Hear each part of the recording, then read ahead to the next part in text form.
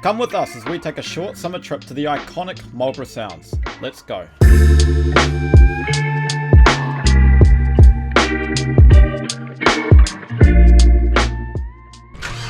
We are here in Havelock and we're about to get coffee. 3 p.m. coffee, but it doesn't matter for Kami. 4.6 stars on Google, so hopefully it's good. Okay, so we are here at a cafe here in Havelock on the way down to the Sounds, and we've both ordered iced coffees. I've ordered an iced mocha. What have you?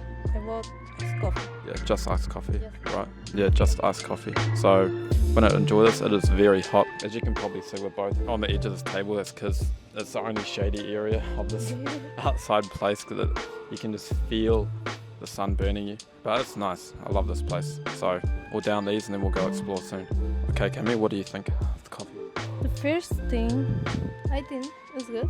Not the best, but that's fine. It's good for a hot day. Yeah, it's really hot, so it's really nice to have a cold drink, obviously. But in terms of the coffee, it tastes bland, I suppose you could say.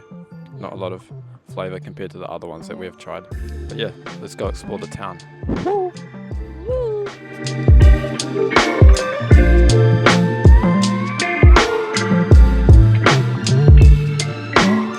So this place, Havelock, is the only town for about an hour in both directions, and it's right at the start of the Polaris Sound, which is the biggest sound here in the Marlborough Sounds. And honestly, I've been here in my life more times than I could probably count. It's just always a really friendly atmosphere. There's people camping, people out and about, eating, playing games. Okay, so we're down here now by the Havelock Marina. This is where everybody who have a boat here in the Sounds will launch it. I mean, there's a lot of boat sheds here where you can store your things. And coming here reminded me of a story one time where me and my mate kayaked all the way here from our batch to get a box of beer. And it's a long story, but basically what happened was we both ended up sinking twice, once with the beers on board as well. So, as you could probably imagine, there were about 24 beers that ended up floating down the down the channel, but we managed to pick them all up. Yeah, no, a lot of good memories and stories here. It's really, I'll say quiet. Oh, not quiet, but it's relaxed. You feel relaxed. Sometimes I think, oh, I want to live here. You know, it's that feeling.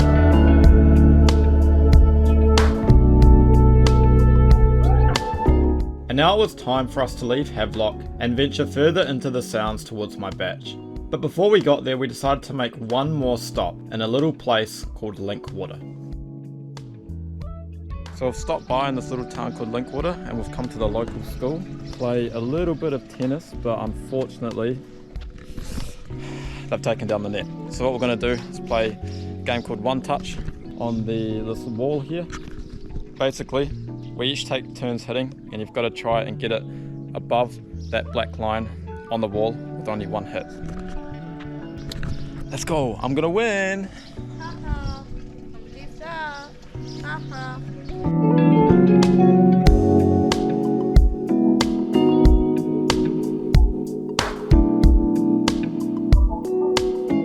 Okay, so this place that we're in called Linkwater, it's only like a small town of easily less than 100, but it's got quite a lot going on. I mean, as you can see, it's got its own school, and the pub that's located just down the road from here has quite a lot of events on through the year. I know they have a festival there once a year. They get quite a lot of bands coming in to do performances, and they also once a year have this backyard cricket competition that brings around quite a few people from around the region from different places. And the school here also has quite a big gala once a year. I'm not sure if they've done it recently, but normally they have like a big sort of gala / festival that gets quite a lot of attention, really. So for a small town, it's got quite a bit going on, and it's always a nice place to stop by, have a meal, play a bit of tennis, have a bit of fun, and the locals are always really nice as well. So if you ever want to stop by as you're driving through the Marlborough Sounds, definitely recommend this place.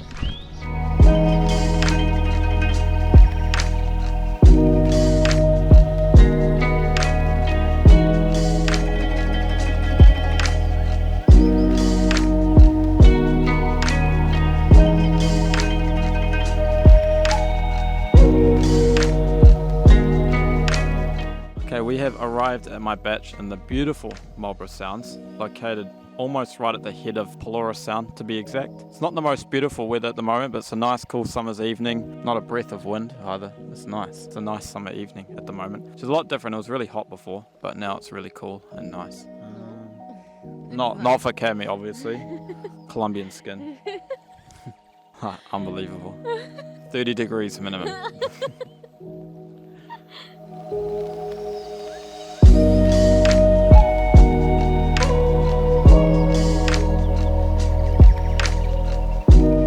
Alright everyone, that's all for day one. We're both pretty tired, so we're gonna get some sleep. See ya.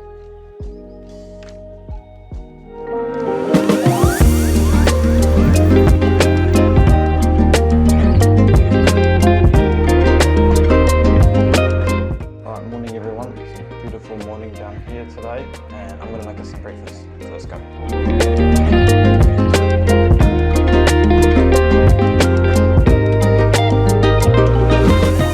Got our mandatory coffee in the morning. For breakfast, we've got a big breakfast today consisting of up and go toast, one with Vegemite, one with jam. Normally we would use peanut butter, but we didn't bring any, unfortunately. And then we also have some oats with yogurt. So big breakfast, we're gonna munch it down and get started with our day. Cammy?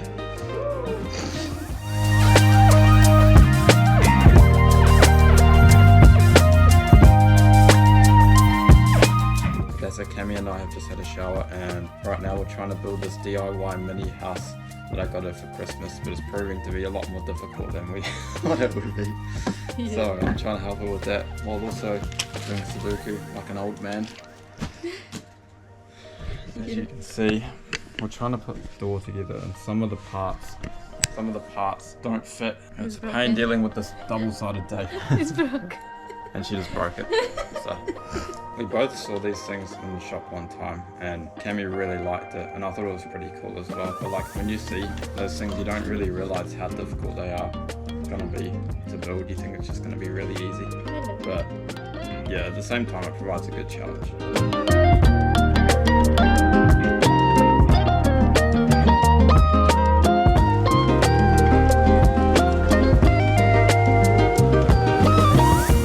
Ladies and gentlemen, as it had started raining, I want to play a bit of pool, and I'm going to win, so let's do it. Lose.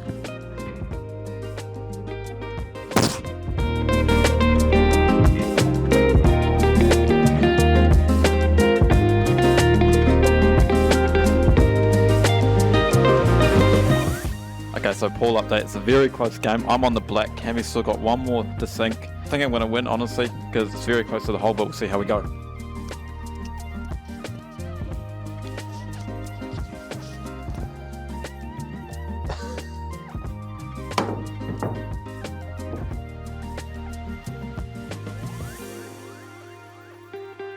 Okay, I thought I was about to lose there.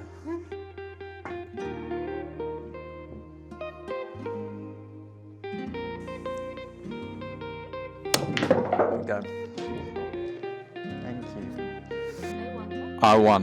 I won! Cammy's ball, none of mine. So, we're trying to make some pina coladas right now, but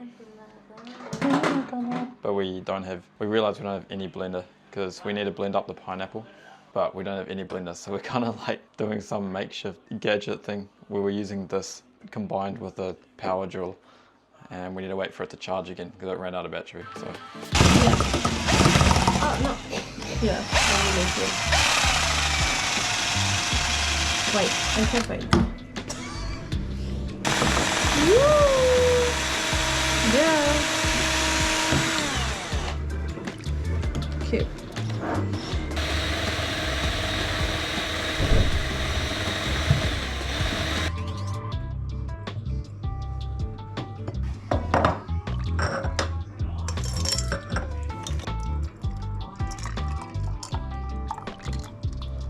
Okay, so we've made the pina coladas, and honestly, we're making them with a power drill. They're actually pretty good. Obviously, they're not going to be as good as making with a blender, but they're pretty good. The taste is good. It just needs to be mixed better, obviously. But I'm happy.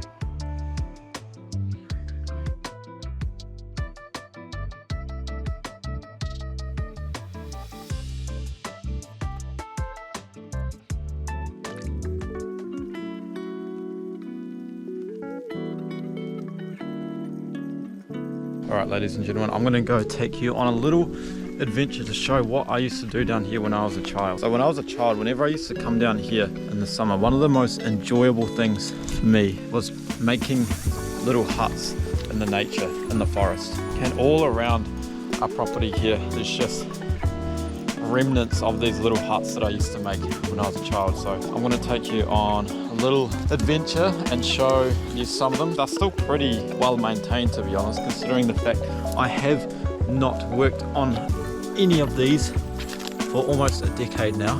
All right, here we are, the first one. This is probably one of the better ones that I worked on. I think I worked on this one for the better part of 2 weeks really, and it got so serious that we even put up like a retaining wall, and we put these poles in here, filled up the holes with concrete, and as you can see it's still kept up pretty well. But I don't know, after that I just sort of lost interest in it really. But I mean, yeah, you wouldn't, I mean, if I spent like 2 hours clearing all this out, you wouldn't think that I did this almost a decade ago. I'm not sure why, but every time I come up here I insist on wearing shoes with no grip on them.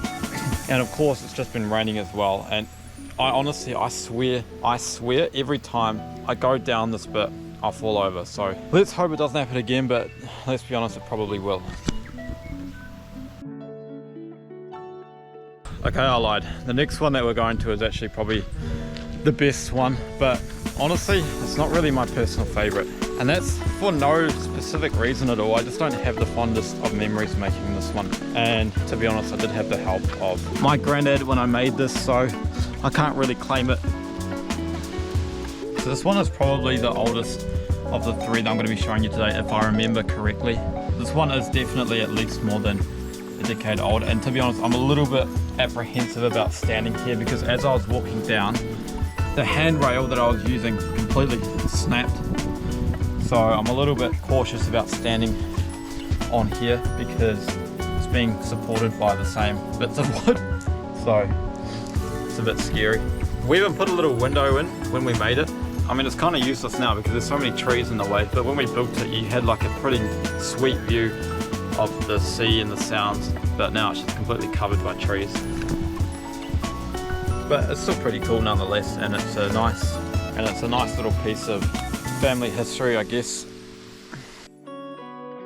Okay, so this last one that I'm going to be showing you today is probably my most favorite and the one that I have the most memories of, because it wasn't just me that built this one, it was me and my mate, and we kind of did half and half each, and I'll show you what I mean. So my mate and I built this hut. My job was basically to clear the pathway, build the steps and everything up to the hut, and his job was to actually make the hut itself. And just like the first one I showed you, it was originally just a slope, like a hill, and so what he did is he dug into the hillside, and originally right here there used to be sort of a dirt mound as like a seat, but that has been washed away by who knows what, probably the multiple storms that have hit this area since.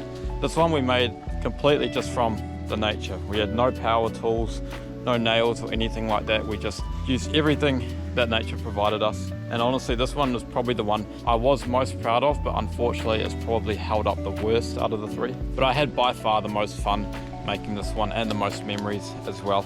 Let's go see what Cammy's making for lunch. Okay.